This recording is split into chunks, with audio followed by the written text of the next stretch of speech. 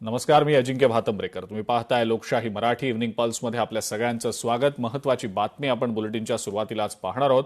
अन्न आणि औषध प्रशासनाच्या परीक्षेत गैरप्रकार झाल्याचा आरोप आणि पुरावे समोर आल्यानंतर आता संपूर्ण भरती प्रक्रिया रद्द करण्याचा निर्णय एमपीएससीनं घेतलेला आहे. गुन्हे अन्वेषण शाखेच्या अहवालानुसार परीक्षेत गैरप्रकार झाल्याचं निष्पन्न झाल्यानं आणि एकाच उमेदवाराला या परीक्षेचा प्रश्नसंच मिळाला आणि त्याचा लाभ घेतल्याचं उघड झालंय. एमपीएससीनं हा निर्णय घेतल्यानं या मुद्द्यावरनं लढणाऱ्या विद्यार्थ्यांना आता मोठं यश मिळालंय. आयोगाकडनं लवकरच फेरपरीक्षा आयोजित केली जाणार आहे. दिलासादायक बाब म्हणजे या फेरपरीक्षेसाठी पात्र उमेदवारांना पुन्हा नवीन अर्ज करण्याची आवश्यकता भासणार नाहीये. तसंच उमेदवारांकडनं कोणतंही अतिरिक्त परीक्षा शुल्क आकारलं जाणार नाहीये. फेरपरीक्षेचं सविस्तर वेळापत्रक आणि प्रसिद्धीपत्रक आयोगाच्या अधिकृत संकेतस्थळावर स्वतंत्रपणे जाहीर केलं जाईल.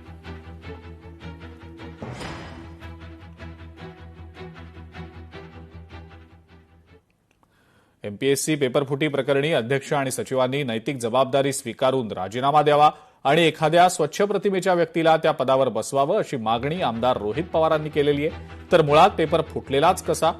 पेपर फोडणारे कोण आहेत हे प्रश्न अजूनही अनुत्तरित आहेत. दोषींवर कारवाई केव्हा होणार असा सवाल सुषमा अंधारे यांनी उपस्थित केला आहे. विद्यार्थ्यांच्या भविष्यासोबत खेळ सुरू असल्याची टीका काँग्रेस नेते नाना पटोलेंनी केलेली आहे. तर एमपीएससीची यंत्रणा अकार्यक्षम असल्याचा हल्लाबोल काँग्रेस नेते विजय वडेट्टीवार यांनी केलेला आहे.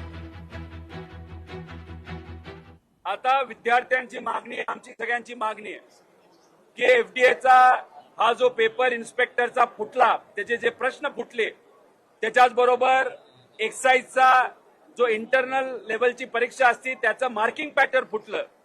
त्यामुळे एमपीएससीचे आत्ताचे जे अध्यक्ष असतील, सेक्रेटरी असतील, यांनी नैतिक जबाबदारी स्वीकारून या महिन्याच्या अखेरेसपर्यंत राजीनामा द्यावा आणि राजीनामा दिल्यानंतर एक स्वच्छ प्रतिमेचा, ज्याची प्रतिमा लोकांना माहिती आहे की स्वच्छ आहे, अशा व्यक्तीला अध्यक्ष म्हणून तिथं बसवावं. लढाई एवढ्यावर संपते का?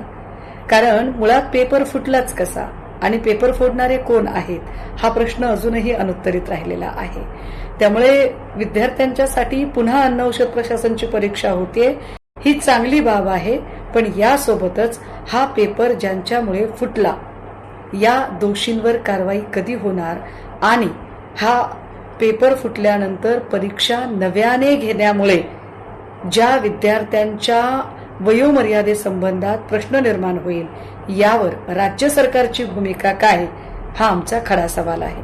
हमने शुरुआत में भी कहा था कि ऑनलाइन अब एमपीएससी की एग्जाम ना लो, ऑफलाइन ही लिए जाए. लेकिन सरकार क्यों ऐसे नए नए आयाम लाती है जिससे बच्चों का नुकसान किया जाता है, फिर वही बच्चे ओवरेज हो जाते हैं. ओवरेज होने के बाद उनकी जिंदगी से क्यों खिलवाड़ सरकार करती है मुझे पता नहीं. लेकिन जिस तरह से सरकार पॉलिसी बनाते समय में उसकी जो पारदर्शिता रखना चाहिए वो रखती नहीं है. इसका मतलब ही यह है कि सरकार युवा पीढ़ी के साथ, बच्चों के साथ, उनकी जिंदगी के साथ खेल रही है, ये इसमें से स्पष्ट होता है. एमपीएससी कडे क्लास 4 पासूनचे पद देण्याची जबाबदारी त्यांच्यावर सोपवली. यंत्रणा तोटकी आहे. मला सांगा, मॅन पॉवर नाही आणि आज हे सगळं संघात्मक हे मागणी करतात ते 2-2 वर्ष परीक्षा होत नाही. म्हणजे क्लास 1 पासून तर क्लास 4 पर्यंतची जबाबदारी, रिक्रुटमेंटची जबाबदारी आता एमपीएससी कडे दिली. हे सगळं जो आहे आणि तिथे पण गोंधळ आहे, गोंधळ घातला जातोय. म्हणून आरोग्याचे तरी किमान पद पूर्ण भरले पाहिजेत.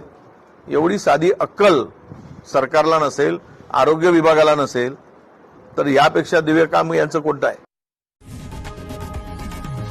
लोकशाही मराठी ऐका, पहा, जागरूक रहा.